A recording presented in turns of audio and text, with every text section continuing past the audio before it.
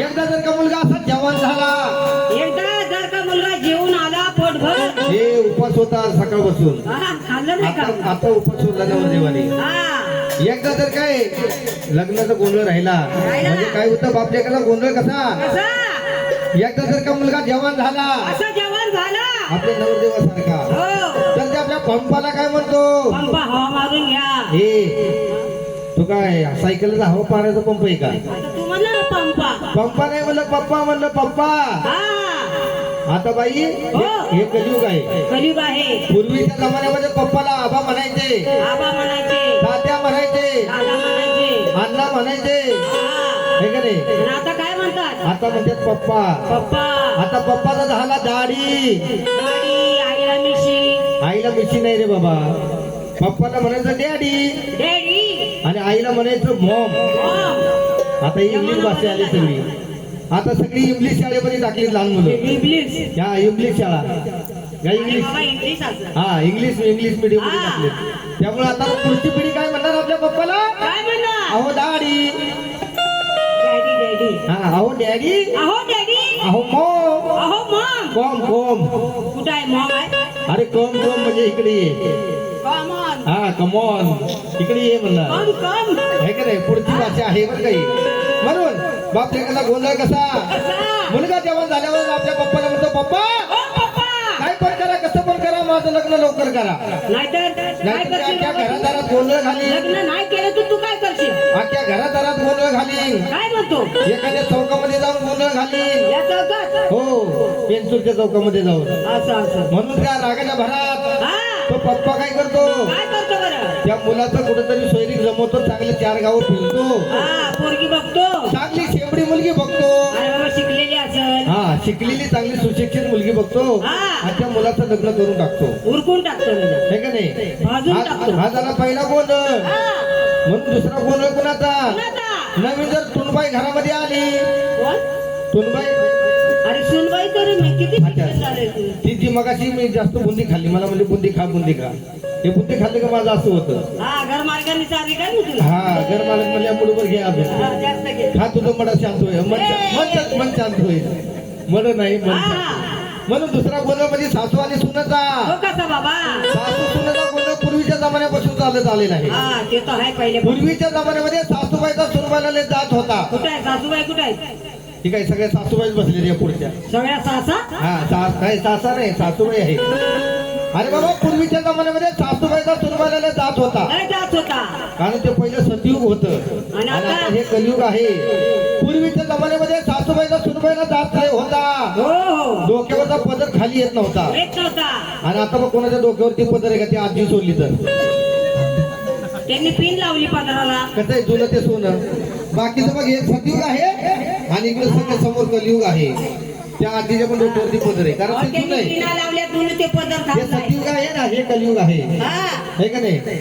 म्हणून पूर्वीच्या जमान्यामध्ये डोक्यावरचा पदर खाली येत नव्हता, बरोबर आहे. पण आताचा पदर कोणाच्या डोक्यावर बसतच नाही. नाही बसत. टाचणी लावून पिना लावून ठेवायला लागतो, बाबा राहतो का नाही, तो पण खाली गळून पडतो. हा, मग नवरीच्या डोक्यावर पदर आहे का, मी बघा शिकवलं होतं, नवरी ताई डोक्यावर पदर घ्या. घेतला होता त्यांनी. हा तो साधून गेला. घसरला. त्यांना म्हणा एखादा खेळात होका आणून मध्ये चिटकून राहील, पडणार नाही. अरे बाबा, हा, यांची काही चूक नाही. पूर्वीच्या बायका नऊवारी साडी लावायच्या, अच्छा. नऊवारी साड्या तापून चुपून नेसायच्या, हा, त्याच्यामध्ये हातभर पदर जास्त उरायचा, बरोबर आहे. मग तो पदर डोक्यावरती बरोबर बसायचा. आता काय झालं, कलियुगात जसं कलियुग आलं तस तशी साडी कमी होत चालली. 9 वारीची 6 वारी झाली, आणि 6 वारीची 5.5 वारी झाली, 5.5 वारीची आता 5 वारी साडी झाली, म्हणजे 5 हातच साडी झाली.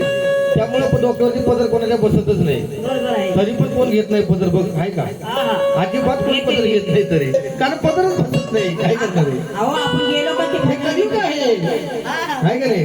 म्हणून सासू सुनेचा गोंधळ कसा, कसा? पूर्वीच्या जमान्यामध्ये सासूबाईचा लय जात होता, नाही जात होता. डोक्यावरचा पदर खाली येत नव्हता. पण आता काय झालं, आता कलियुग आलं, कलियुगाचं उलट वारं फिरलं. सासूची जागा आता घेतली सुनबाईनं. सुनबाईनं. म्हणून हल्लीची सासूबाई आपल्या सुनबाईला लय घाबरते, हा. घाबरून घाबरून घराचा कोपरा सोडत नाही. मग सासूबाई कशी बसली गपचूप ऐकून घेते. आता उद्या काय काय बघते म्हणजे. हा सुनबाई पण आता ऐकून घेते. आपण गेलो कसं असं तिकडे बोलणं चालू झालं मग. हा. म्हणून काय सांगायचं, काय सांगायचं? अरे बाबा हा. पहिलं कलियुग होता, आता सतयुग आलं, सासूची जागा आता सुनबाईने घेतली. बाईने घेतली. मग हल्लीच्या सासूबाईची कामं काय, काय आहे? मुलांना ट्युशनला घेऊन जायचं, हा. लाद्या फोडायच्या. हा. लाद्या फोडायच्या. म्हणजे काय करतात, लाद्या फोडतात ना, लाद्या कसं काय फुटतील त्यांच्याकडून? मग काय करतात. भांडे वगैरे काय? माझी बायको लादी पुसताना रोज आवाज येतो, धाडा धाडा. मग ते आपल्यात असेल भांडे. भांडे आपण, अरे लादी आपटती का. अरे बाबा हा. आता त्या सासूबाईची कामं काय, काय आहे? लादी पुसून काढायची, लादी पुसून काढायची. भांडी फोडायची, भांडी कशी काय फोडायची? असे घासायची. घासायची, भांडी घासायची. घासायची. भांडी घासून झाली, हा. लादी पुसून झाली का मुलांना घ्यायचं मुलांना घ्यायचं. आणि ट्युशनला नेऊन सोडायचं किंवा शाळेत नेऊन सोडायचं. बरोबर आहे. शाळेतनं परत घरी घेऊन यायचं घरी घेऊन यायचं. आणि घरामध्ये येता येता जर ते हागलं ए, तर त्याचं धुंगण साफ करायचं. बरोबर त्यांची कामच आहे ते. आधी आता त्या कामं. सासूबाई म्हाताऱ्या माणसाची कामं काही आहेत. हा. घरामध्ये बसून बसून तेवढं काम करावं लागतं. म्हणून हल्ली ती सुनबाई आपली सासूबाई आपल्या शेता बाजाराला काय म्हणती, काय म्हणती? कधी माझी सुनबाई मुलांना घेऊन शाळेत जाती, नातवंडाला. नातवंडाला घेऊन शाळेत जाती, कधी शाळेत जाती? आणि केव्हा मी फ्रीज मधल्या 2-4 बाटल्या पिती. ए, बधीर. काय झालं, सासूबाई वाटले पिती का? ते पण बाजूला बाटली पाण्याची म्हणतोय मी. हा, पाण्याचं नाव घे की बाबा. अरे बाबा पूर्वीचा जमाना वेगळा होता. हा. पूर्वीची लोक डेऱ्यातलं राजनातलं पाणी प्यायची. आता डेगरा राहिला. आता डेरा आहे तुमच्याकडे आहे, पण बाकीच्या ठिकाणी नाही. तुमच्याकडे फ्रीज आला आहे. आता, फ्रीज. हा, आता आलंय सगळं फ्रीज. फ्रीज आला ते आला, त्या 2-2 रुपयेवाल्या बारक्या बारक्या बाटल्या आल्या. हा. ते सगळं बॉक्सच्या बॉक्स आणून ठेवते. आला पाहुणा काढ बाटली, आला मित्र काढ बाटली. सगळं बाटलीचा जमाना चालू झालाय, जमाना आहे. हे का नाही. हो. म्हणून म्हटलं सासूबाई काय म्हणते माहितीये का, काय म्हणती? सुनबाई म्हणते की सासूबाई हो. तुम्ही फ्रीज मधलं पाणी पिऊ नका. खोकला होईल तुम्हाला, सर्दी होईल. त्याच्या मागचं कारण काय, काय आहे? जर फ्रीज मधलं जर पाणी सासूबाई पेली गेली. आणि सासूबाई जर काय आजारी पडली आजारी पडली. तर घरातली कामं कोण करायचं मग. हा, म्हणून ती म्हणून पित सुनबाई नाही. सासूबाई तिला काळजी घेते. हा झाला सासूचा गोंधळ. तिसरा गोंधळ. तिसरा गोंधळ नवरा नवरीचा. तो कसा? अशा नवीन नवरा नवरीचा गोंधळ कसा, कसा? एकदा जर काही नवरदेवाचं लग्न झालं झालं. तर नवरदेव काय 15 दिवस कामाला जात नाही, अरे महिनाभर सुट्ट्या टाकतो तो. कारण तिचं मन त्या कामावर लागत नाही. हा.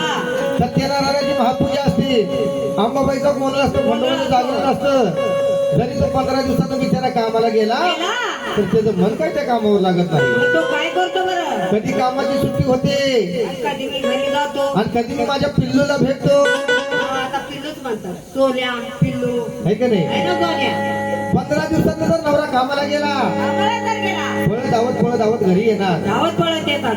बॅग फेकून देणार, चपल्या काढून टाकणार आणि घरात गेल्यावर आपल्या बायकोला म्हणणार, काय म्हणणार? काय ग पिल्लू, काय ग सोन्या? काय रे मेरा बाबू, काय ग बच्चा? मेरा कोंबडी, अरे कोंबडी का बच्चा आहे का देव. बच्चा नाही म्हणत, लाडाचं नाव आहे सोनू, बाबू. नवरीची नावं बदली झाली, तशीच आता नवरीची नावं पण बदली झाली. मग ती लाडानं बायको म्हणणार, काय मेरा बच्चा, हा. कितना क्यों हिरमड गया.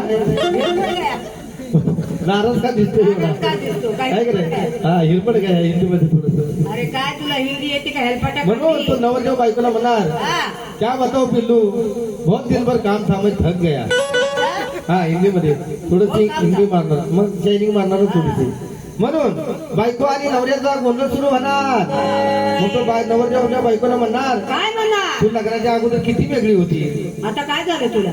काय झालं, लय फरक झाला तुझ्यामध्ये. कस काय? काय फरक झाला माहितीये का, काय फरक झाला? लग्न व्हायच्या अगोदर मी सकाळ सकाळी झोपलेलो असायचो.